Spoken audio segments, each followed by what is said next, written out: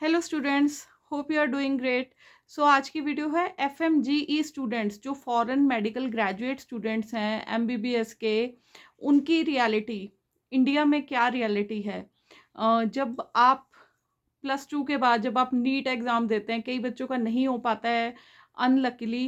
तो कुछ स्टूडेंट्स ना फॉरेन में जाके एमबीबीएस करने का सोचते हैं, जिसमें बहुत सारी कंट्रीज़ हैं जैसे रशिया, यूक्रेन। अभी तो यूक्रेन नहीं जा रहे हैं बिकॉज़ वॉर चल रहा है। नेपाल हो गया आपका, जॉर्जिया हो गया, बांग्लादेश हो गया और कज़ाकिस्तान हो गया, किर्गिस्तान हो गया, है ना। तो ऐसी बहुत सारी कंट्रीज़ हैं जहाँ पे लोग जाते हैं अकॉर्डिंग टू देयर बजट, ठीक है। बट बेसिक बात क्या है कि जब वो बच्चा वहाँ से एमबीबीएस करने के बाद यहाँ आता है तो कंडीशंस क्या है इंडिया में, और जितने लोगों को मैंने देखा है कि जो बाहर से करके आए हैं उनकी रियलिटी क्या है यहाँ पे, उस चीज़ के ऊपर बात करेंगे। तो देखिए बच्चों, आजकल आप लोग बहुत ही अवेयर हो गए हो इस चीज़ के बारे में। पहली बात मैं आपको सबसे पहले कहना चाहूँगी, अगर आपने फ़ॉरेन जाके एमबीबीएस करनी है तो इसका डिसीजन ना अर्ली लेना है आपको, ठीक है। जैसे 1 साल आपने मैक्सिमम ड्रॉप कर लिया, नहीं हुआ तो अगर जाना ही है बाहर तो पहले चले जाओ, ठीक है, ताकि आपका टाइम पीरियड बच जाए, ठीक है। अब कई लोग ऐसे होते हैं कि फाइनेंशियली कुछ कंडीशंस रह जाती है कि उनको या फिर नहीं पता होता चीज़ों का, तो वो लेट भी जाते हैं। बट अभी क्यों बात हम कर रहे हैं कि रियलिटी इंडिया में आके क्या है, क्योंकि सबसे पहले तो जो आप एग्ज़ाम देते हो फॉरेन मेडिकल ग्रेजुएट एग्जामिनेशन जो होता है, तो वो क्या है ना कि यहाँ पे सिर्फ 5 to 10% लोग ही हैं जो उसको क्लियर करते हैं। हर साल बहुत सारे लोग भरते हैं इस एग्ज़ाम को, लेकिन वो क्लियर ही नहीं हो पाता, ठीक है। अब ये क्यों नहीं क्लियर हो पाता है, इसके बेसिक हमें रीज़न के ऊपर जाना है ना। हम प्रॉब्लम के थोड़ा सॉल्यूशन के ऊपर भी बात करेंगे, ठीक है।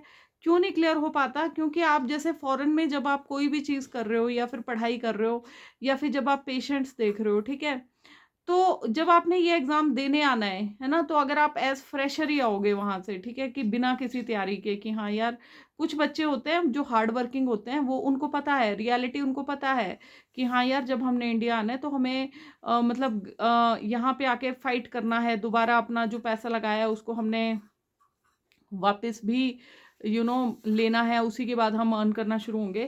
बट कुछ बच्चे ना वहाँ पे जब आप किसी भी कंट्री में जाते हो फॉरेन में, देखिए जो एटमॉस्फेयर है कितना, थोड़ा मैं बोलूँगी दे आर बड़ा ओपन एटमॉस्फेयर है, ठीक है। तो कई बच्चे वहीं की मस्ती में ही अपना पढ़ाई वढ़ाई थोड़ा सा दे निग्लेक्ट देयर स्टडीज, ठीक है। थोड़ी सी कड़वी बात है बट सच्ची है, ठीक है। अब जो दूसरी बात है फेलियर की, वो ये है कि आपको सही टाइम पे आप तैयारी नहीं करते हो। मेरा मानना है कि जब आप वहाँ जाते हैं, अगर आप लोग अपना सेकंड या मैक्सिमम थर्ड ईयर से अगर आप तैयारी करना शुरू कर दोगे अपने एग्जाम पैटर्न्स की, प्रीवियस ईयर के क्वेश्चन पेपर्स एंड ऑल, थोड़ा थोड़ा कर लिया, रोज की 1-1 घंटा लगेगा आपको पढ़ाई करने के लिए। माना कि आपकी एमबीबीएस की पढ़ाई बहुत है, बट ये भी बहुत इंपॉर्टेंट है अगर आपको फेयर है कि हम यार इंडिया वापस जाके ये वाला एग्जाम क्लियर कर पाएंगे कि नहीं कर पाएंगे। तो ये था थोड़ा-सा सॉल्यूशन। अब रियलिटी पे आ जाते हैं। रियलिटी क्या है, क्योंकि देखिए मैंने अपने प्रैक्टिस में जिन भी फॉरेन मेडिकल ग्रेजुएट्स को देखा है ना, तो उनमें से कइयों ने तो 2-2 साल लगा दिए इस पेपर को क्लियर करने के लिए। बाकी लोग जिनका 1 साल में क्लियर हुआ भी है, तो कुछ लोग आके यहाँ पे क्या होता है ना, कुछ यूनिवर्सिटीज़ तो ऐसी हैं कि एनएमसी की गाइडलाइंस के अनुसार वहाँ पे जब वो इंटर्नशिप करते हैं, तो वो यहाँ पे भी मान्य है, ठीक है।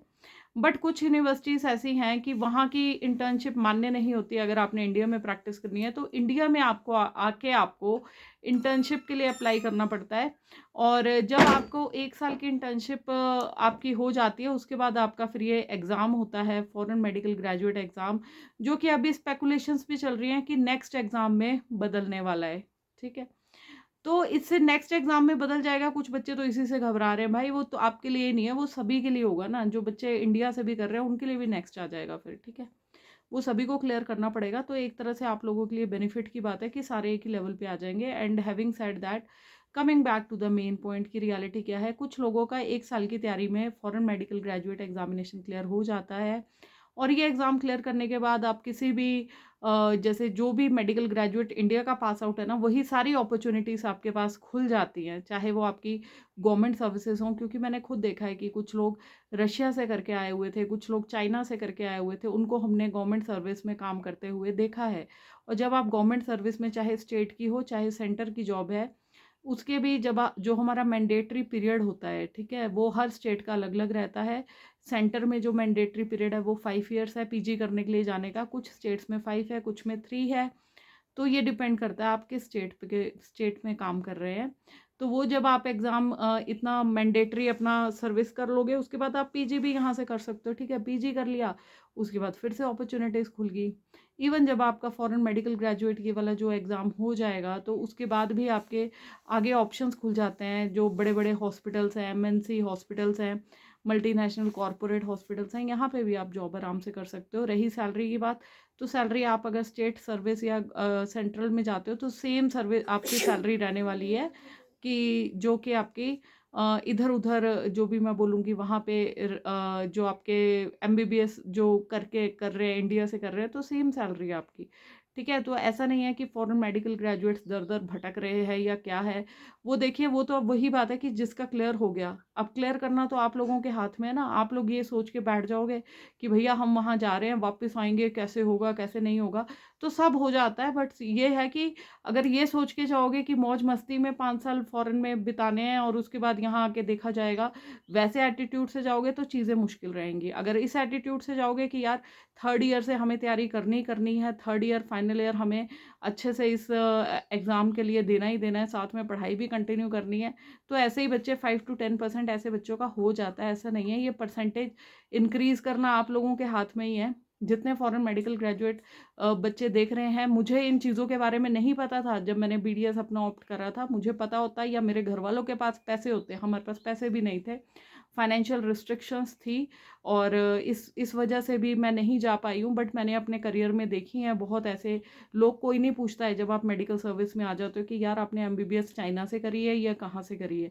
वहाँ पे सिर्फ आपकी तख्ती के ऊपर मेडिकल ऑफिसर लिखा होता है, और मेडिकल ऑफिसर आप तब होते हो जब आप अपना स्टेट का एग्ज़ाम क्लियर कर लेते हो, कमीशन के थ्रू लगते हो, या कई लोगों को तो हमने उसी तरह भर्ती होते हुए देखा है। जो एमओस के टेस्ट है ना, अब आना शुरू हुए हैं। एमबीबीएस लोगों को अब टेस्ट देना शुरू हुआ है कि इनको 2-3 सालों से टेस्ट देके इनको नौकरी लग रही है। अदरवाइज पहले तो ऐसे होता था, जैसे ही आप बाहर से करके आते थे, आपका टेस्ट क्लियर हुआ तो सीधी भर्ती होती थी एमबीबीएस वालों की, ठीक है? तो अब अगर बाकी स्टेट के लोग जो इंडिया में कर रहे हैं, अगर उनको टेस्ट देना है तो आपको भी देना है ना? तो आप एमओ लग सकते हो। वो सारा आपके ऊपर डिपेंड करता है कि आप कितना हार्ड वर्क पुट इन कर रहे हो, right? Hope this video you find it helpful, and बाकी भगवान सबका भला करे। हर हर महादेव, जय श्री राम। गुड लक बच्चों।